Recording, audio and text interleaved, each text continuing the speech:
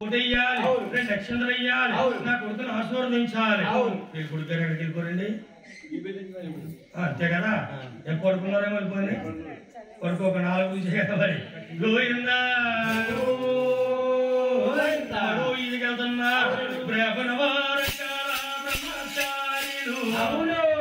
చిన్న కొడుకు ఇంకన్నా పెళ్ళి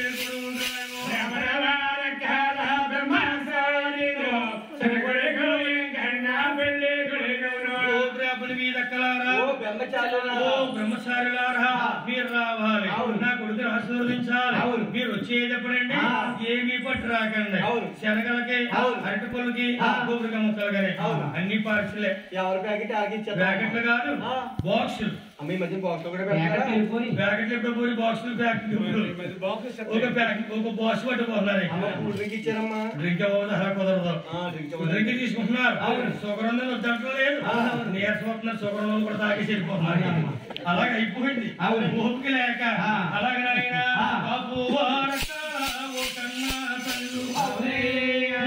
కొడుకు పెళ్ళి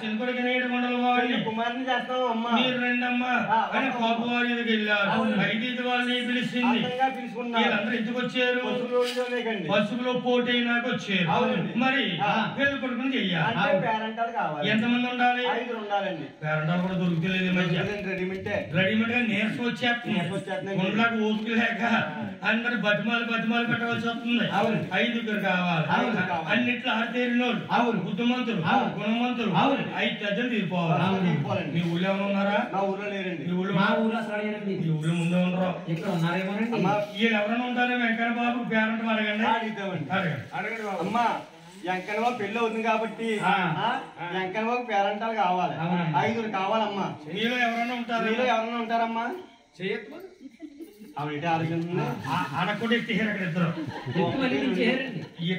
అనుమానం వచ్చి 4 బాగా ఎత్తారు ఇద్దరు ఏమైపోతా ఎత్తలేదు కూడా ఎత్తలేదని ఎందుకంటే వచ్చింది కంగారు పడతాది ఎందుకంటే చేతులు బాగా ఎత్తారు కానీ మన మనుషులకి పేరంటం ఉన్నారనుకో ఉండాలంటే ఏ వర్షాలు తాగి దిగం లేదంటున్నాడు షార్ట్ నాకు దిగాను అలా తప్పదు వాళ్ళు పనికొస్తారు పర్లేదు వెంకన్న బాబుకి ఇలాంటి వాళ్ళు పనికి రారండి 5 రోజులు కట్టుకోపాసం ఉండాలి ఇలా ఉంటారు చేతులు వాళ్ళు ఎందుకంటే ఈ మధ్య తద్ది పేరంటాలు ఉంటున్నారు మన వాళ్ళు పూర్వం తద్దికి తెల్లవాళ్ళు ఆయాట ఈయాట ఆడి ఉయ్యాలు ఊగి ఇంకా తెల్లారకుండానే శుభ్రంగా పీకల దాకా నచ్చింది తినేసిందాకా చూసేవారు కూడా ముక్కునేవారు కాదండి చుక్కోలేదు అనుకోండి ఏ వర్షం వచ్చిందనుకో మన సంతకాలాగా మన్నాడు దాకా పోయేవారు ఇప్పుడు మన వాళ్ళు చేస్తున్నారు వీళ్ళు ఏం చేస్తున్నారు తెల్లారకి లెగుతున్నారు మన నచ్చిన కూర వండుకుంటున్నారు గుళ్ళు ఆకలేస్తుందని ముద్ద ఎక్కువ కూరేసి సందానికి 5 అవ్వదు పిల్లో చుక్కోసింది లేదు చూడే బాబు చేసుకోవడం జగదేవుడు పిల్లలు చెప్తుంది పిల్లకి అల్లిపోయి దిగుతలేదు అలా వెంకన్న బాబు పేరెంట్ మనకి వస్తారా వీళ్ళు ఎవరో పనికి రారండి వచ్చారు దేవతలందరూ వచ్చి వెంకన్న బాబుని పెళ్లి కొడుకుని చేస్తున్నారు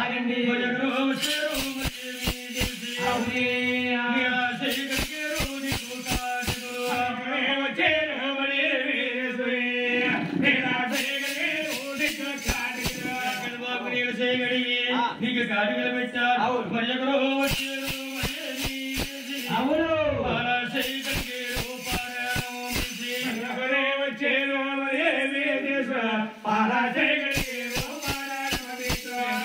పాలసేగడికి మరెక్కడో వచ్చారు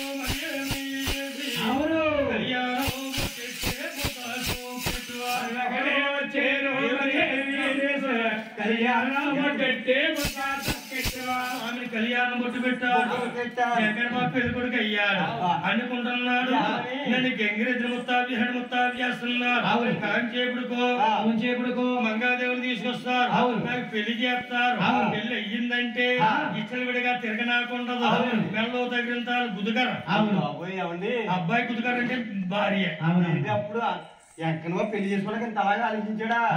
బాబే కాదండి, అయ్యో మా బావగారు పెళ్లి అయినప్పటి నుంచి సరదాగా ఉన్నారండి. మీ బాబే కాదు, కుర్రోళ్ళందరూ సరదాగానే ఉన్నారు.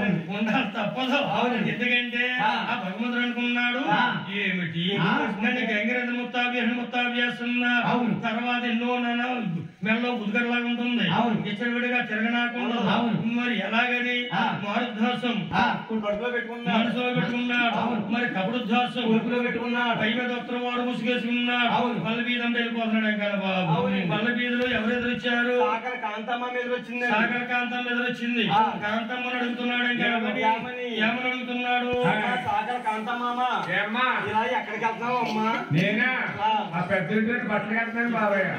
ఏంటి బట్టలు కడతానండి? బట్టలకి వెళ్తున్నావా? ఏంటమ్మా బట్టలు కడతాను పెద్ద ఇంటికి. సాకల కాంతమ్మ ఏమా ఇప్పుడు పెళ్లి చేసుకోవాలంటే పెళ్లి కుమారుడికి ఇష్టం ఉండాలా లేకపోతే పెళ్లి పెద్దలకి ఇష్టం ఉండాలా? ఇప్పుడు అయితే అబ్బాయికి ఇష్టం ఉండాలి, పూర్వం అయితే పెద్దోళ్ళకి ఇష్టం ఉండాలి. అంతే కదా. అలాగైతే ఇప్పుడు నాకు ఇష్టం లేని పెళ్లి చేస్తారు సాకల కాంతమ్మ. ఈ పెళ్లి మొత్తం దాటిపోయి మార్గం నువ్వే చెప్పాలి. నేను చెప్పాలంటే ఈ మాట కానీ మీ అన్నయ్య గారు తెలిసిందంటే తిరిసెట్ గారు కోటకు మాట వేస్తారు. నేను ఎవ్వరికి చెప్పను సాకల కాంతమ్మ. చెప్పకుండా ఉంటారా? చెప్పరు కదా. ఇలా నిబ్బరంగా వెళ్ళండి. అక్కడ పంట చెరువు ఉంది, పంట చెరువు కొట్టి తెల్ల జిల్లేడు ఎర్ర జిల్లేడు మొత్తగా మనుషులు ఉంది. అక్కడ కూర్చున్నారనుకోండి ఎవ్వరికి కనపడదు. ఏంటమ్మా జిల్లేరు రోడ్లో కూర్చుంటే ఎవరికి కనపడదు? ఎవ్వరికి కనపడదు. ఇదిగో మోతుంది. ఇదిగో మా అన్నయ్యలు వచ్చి మా తమ్ముడు చూసావా అంటే నువ్వేమని అంటావు? కొండని బాబాయ్ అంటాను. ఈ బాబు అలాగే అనకూడదమ్మా. మరి ఏమన్నా ఏమో బాబయ్య మీ తమ్ముడు ఎక్కడికి వెళ్ళాడో నాకు తెలియదు అనాలి. ఏమంటావు? మీ తమ్ముడు నాకు తెలియదంటే అంటానులే అండి. సాకల కాంతమ్మ నువ్వు ఖచ్చితంగా 25 సంవత్సరాలు బతుకుతావు. 25 సంవత్సరాలు? ఉత్తి పాతికి కాదే 125. 125 బతికాడు మందసారి. అదే అమ్మా కూర్చొని వెళ్ళిపోతున్నావు తల్లి. ఎంకనమ్మా పెళ్ళి కూర్చోస్తాను. అచ్చంద్ర చంద్ర కూర్చోతాను. పెళ్ళి అయినప్పుడు ఇదే చూడండి అయ్యా వెంకట బాబు కాంతమ్మ మాట చెప్పిన మాట ప్రకారంగా మహానవులో కూర్చున్నాడు. కూర్చున్న భగవంతుడు కుదురగా లేడు.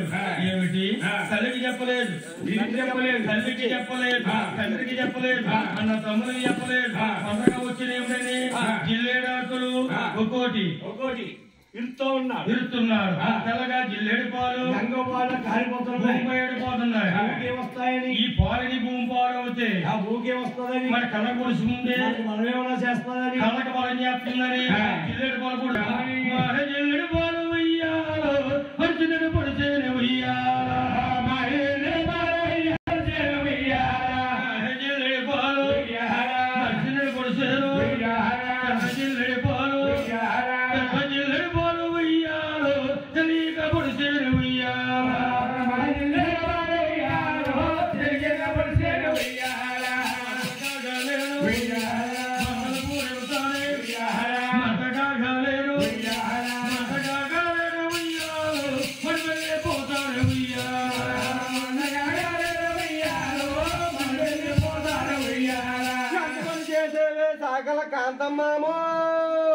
సాకల కాంతమ్మ మా ఐ జిల్లేడు పోలు మర్చిపోయి పొడిచాను. తెల్ల జిల్లేడు పోలు తెలియక పొడిసేనే సాకల కాంతమ్మ సాకల కాంతమ్మ సాకల కాంతమ్మ చెప్పిన మాట ప్రకారంగా గడబాబు వెళ్ళి చెరువు కూర్చున్నారు, ఏడుస్తున్నారు. మీ ఇంట్లో ఉందయ్యా మీ కురుగురువులు విశ్రామతుల వారు వచ్చి చూసి ఒక చెత్త కొసిట్ల వారు వచ్చి వెంకట బాబు ఎక్కడున్నాడని గోవిందరాజుని అడిగారు. గోవిందరాజు అన్నాడు, ఎవరి గురువు గారు మా తమ్ముడు ఇప్పుడు దాకా ఇక్కడే ఉన్నాడు, విశ్రాంతి కోసం వెళ్ళాడు, తీసుకొస్తామని తమ్ముడు 6 పక్కలు వెళ్తున్నారు. 6 పక్కలు వెళ్తున్నారు.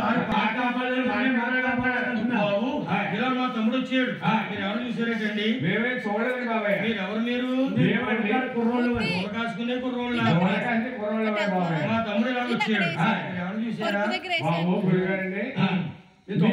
తమ్ముడి గారంటే ఎలా ఉంటారు మాకు ఏం తెలిసినది బాబాయ్. అయితే మీకు తెలియదు కదా, మా తమ్ముడు అంటే నల్లగా ఉంటారు, నామాలు ఉంటాయి, కళ్యాణ మూర్తి ఉంటుంది, బుగ్గను బుగ్గుస్తుంది బాబు. చూసేవాడు బాబు. ఎక్కడ నాయన ఆ పడసరి కొట్టి ఆ జిల్లుడు వలలో అమ్మోయ్ బాబోయ్ పొద్దున్నిచ్చాడు బాబా తమ్ముడు ఏడుస్తున్నాడా ఒకసారి మా తమ్ముడు చూపించండి అయ్యా. మీ తమ్ముడు సిగరెట్టాలంటే కొంత ఖర్చు అవుతుందండి. ఏంటి నాకు అర్థం లేదు. డబ్బులండి. మీకు డబ్బులు కావాలి. ఎంత కావాలి? నాకు మాత్రం వెండి వాహనం ఇవ్వండి బాబాయ్. చాలా నీకు సరిపోతుంది. పొద్దున ఈ రూపాయలు కావాలి కాదు కదా. ఒక పని చేయండి, మా తమ్ముడు చూపించండి. పెళ్లికి దగ్గరకు వచ్చిన పెళ్లి ముహూర్తం, మరి పెళ్లి ముహూర్తం దాటిపోయేలా ఉంది. అలా కాదండి. డబ్బులు ఇచ్చాడు చూడండి. తీసుకురండి. నేను రాను, మీరు రారా? మీరు తీసుకొచ్చేయండి. రామంటారా? రండి బాబు, వస్తే బాగుంటుంది కదా. అబ్బాయి మీరు వస్తారంట, తీసుకెళ్తారా? పని మనసా బాబు తీసుకెళ్తాం. మరి మాకు బహుమతులు వస్తాయి. మళ్ళీ చాలా ఆశ ఉంది.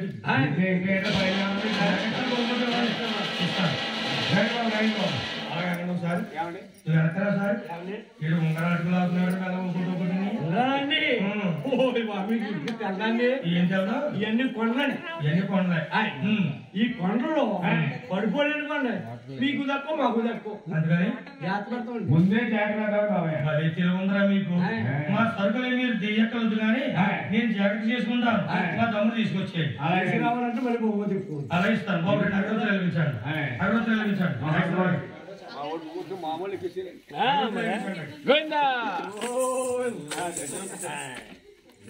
ఒరే బాబు, ఒరే బాబు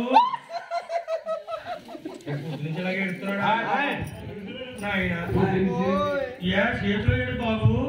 రొట్టె అన్నయ్య. ఎవరు పొడుచుకోమన్నారు? శాసరత్నం మామగారు పొడుచుకోమన్నారు అన్నయ్య. శాసరత్నం గారు పొడుచుకోమంటే మీరు పొడుచుకున్నారు అన్నయ్య. ఇప్పుడు ఎలా ఉందరా? పొడుచుకున్నాక నుంచి కొళ్ళు పోట్లు వచ్చేస్తున్నాయి అన్నయ్య. బాబు పోట్లు వచ్చేస్తున్నాయి కళ్ళు. ఒరే మరి బంగారు పెళ్లి చేసుకోరా? నేను చేసుకోనన్నయ్య. నాకు ఆశాపం వచ్చేలాగా ఉంది. ఆశాపం వస్తే నీ కొత్తది కన్నా కొత్తది ఏంటన్నయ్య? ఇప్పుడు ఎవరికి వచ్చే వాళ్ళయ్యే బాబు. బంగారు పెళ్లి చేసుకోరా? చేసుకోనన్నయ్య. బండి ఎక్కెళ్తావు ఏంటి? బండి ఎక్కెళ్తే బడాయి కూడా అంటారన్నయ్య. బండి మీద తల్లి వాళ్ళందరూ బడాయి వాళ్ళే. కారు ఎక్కు. కారు ఎక్కితే కొడుకు అంటారన్నయ్య. కొడుకు అంటారా?